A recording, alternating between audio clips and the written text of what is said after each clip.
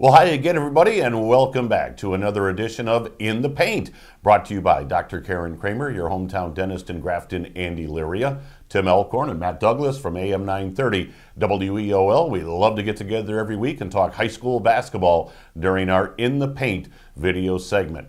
Matt, as always, great to be sitting next to you. You kind of survived last Saturday. You had a girls' basketball game for WEOL last Saturday, and one of the few that got in during the afternoon, and of course everything Saturday night just got wiped out. Yeah, it was. Elyria, I think, did make the right choice. Everyone was able to get home after the game all right. Didn't hear of any bad things happening afterwards. They got in their game against Oberlin, had an early start about 12:15. Got that one going. Tim, actually turned into a really good game. Elyria took an early 19-point lead after the first quarter of play.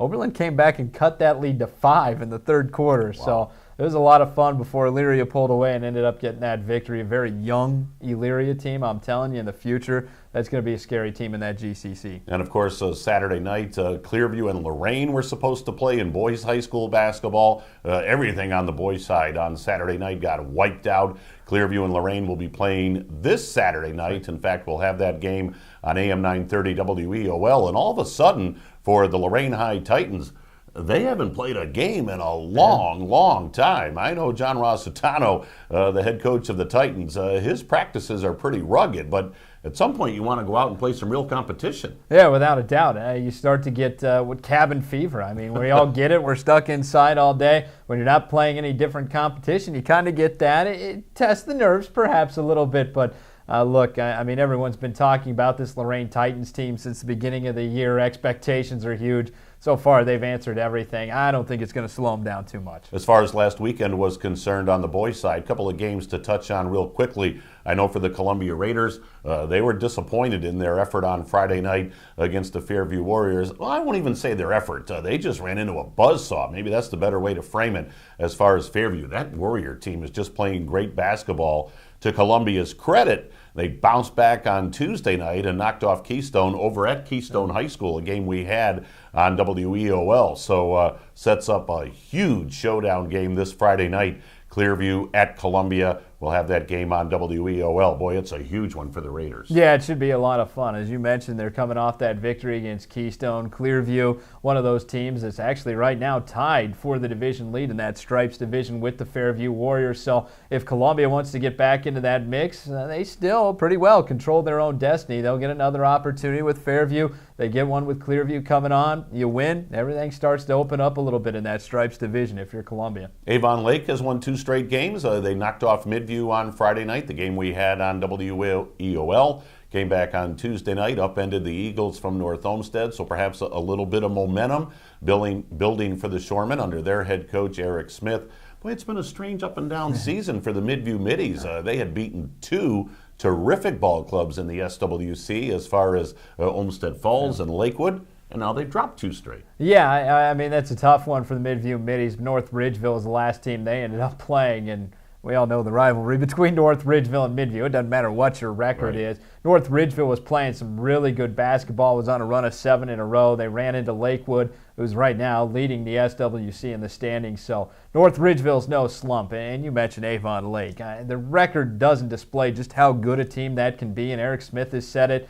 His team's been a little up and down. When you catch them on an up day, they're just as good as anyone in the SWC. Right. Yep, no doubt about that. Well, speaking of last Friday night, that kind of segues in somewhat into our Jeunesse Insurance Players of the Week. Again, Players of the Week brought to you by our good friends at Jeunesse Insurance. They're on Broadway at Lorain, or in Lorain. And I'll start things off with the Jeunesse Insurance Player of the Week because it does go back to last Friday night. Congratulations, Mason Montgomery of Vermilion High School. Vermilion got a huge win last Friday night, but in the process, Mason Montgomery surpassed 1,000 career points as a Vermilion Sailor. He has just had a terrific career for his head coach, Kurt Habermill, who just speaks so highly of Mason Montgomery. So he surpasses 1,000 career points on Friday night. Comes back on Wednesday night, pours in 20 in Vermilion's very close win over the Clyde Flyers. So a terrific week for Mason Montgomery, certainly deserving of the Jeunesse Insurance Player of the Week, and really a career accolade as far as Mason is concerned. He has just done everything the right way at Vermilion High School. Yeah, pretty cool for Mason, Montgomery, and Vermilion Nation with that career mark right there.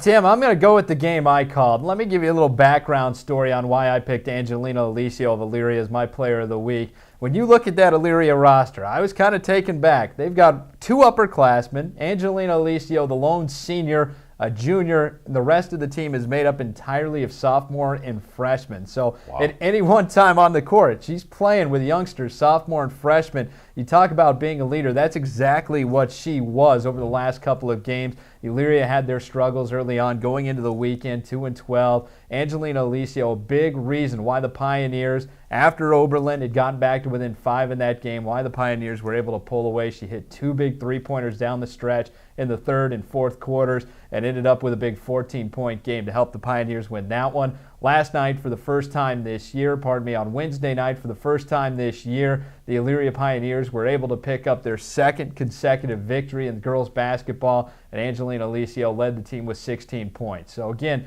leading a very young Pioneer squad as the lone senior. She has 2 big games. They win 2 games to go 4-12 now on the regular season. So just that type of leadership in those 2 very close games. They only beat Parma by 1 on Wednesday night.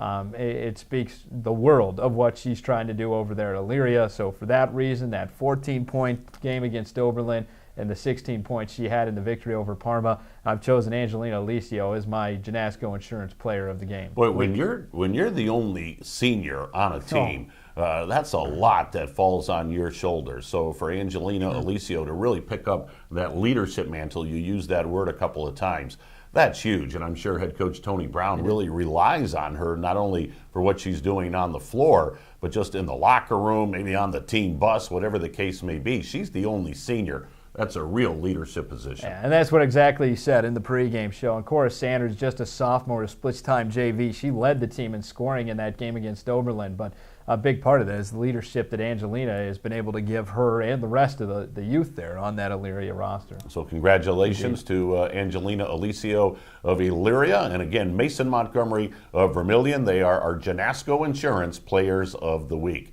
Well, coming up this weekend right here on WEOL, boy, we've got a very, very busy weekend for high school basketball coverage. We alluded to it earlier, but let's recap it for you one more time. Friday night kind of flexed our schedule a little bit. We're going to go back over to Columbia High School. We were there a little over a week ago, but it's a huge game for the Raiders and the Clearview Clippers. Clearview and Columbia, they played earlier this year. Clearview knocked them off over at Clearview High School, so the Raiders looking for a little bit of revenge and kind of looking to keep their division hopes alive as far as the pack is concerned. Huge game on Friday night. Without a doubt. Like I said, that Stripes division is still technically up for grabs. Those 2 teams, whoever gets the victory, puts themselves in a good seat to possibly knock off Fairview and take that Stripes division title. And then I guess WEOL, the home of Clearview basketball this weekend. Yeah. We've got the girls game on Saturday afternoon. Clearview over at Firelands. Always a competitive game on the girls' side in the Patriot Athletic Conference. It should be a lot of fun again. I know Z Zoltai has the call on that one. Clearview Clippers have been a lot of fun to watch this year under Coach Demakia. They're fast. They're up and down the court, so we'll see what they get to do in conference play there as well. And then our Clipper weekend will wrap up on Saturday night. We mentioned earlier this game was scheduled to be played last Saturday night, but it got snowed out, obviously. So Saturday night will be over at the Lorraine High gym. Rob Polinsky will have the call. It will be the Titans entertaining the Clearview Clippers. Yeah, that should be a lot of fun. Devon Grant leading the way for the Titans. Javon Todd leading the way for the Clearview Clippers. 2 schools are right down the road from one another, so hey, let that rivalry pick up once again. And for you Lorraine High fans, we should mention that their game this week on Friday night is now a home game. Right. Brian Corey, Lorraine City Schools athletic director, announced over at Warrensville they were having some problems with a sprinkler system. The gym got flooded. Anyway, long story short, they have flipped the games. So Warrensville is at Lorraine Friday night. So you Titan fans, you get a doubleheader weekend. They're home on Friday and Saturday. Later on this year, Lorraine will then go to Warrensville. Yeah, that sounds like a good move. Sounds like they might have been playing water polo if they attempted to go over to Warrensville Heights this time of year. But That should be a fun game for the Titans there, too. All right, so that's going to do it for this week's edition of In the Paint. Again, a huge thank you goes out to our sponsor, Dr. Karen Kramer, your hometown dentist in Grafton and Elyria, and, of course, our sponsor of our Player of the Week, Jeunesse Insurance in Lorain. We thank them. Matt Douglas, thanks to you. Thanks to Bruce Bishop. He's the guy behind the camera. Biggest thanks goes to you, the viewers. We hope you enjoyed it. And until we talk again next week during our In the Paint video segment, so long, everybody.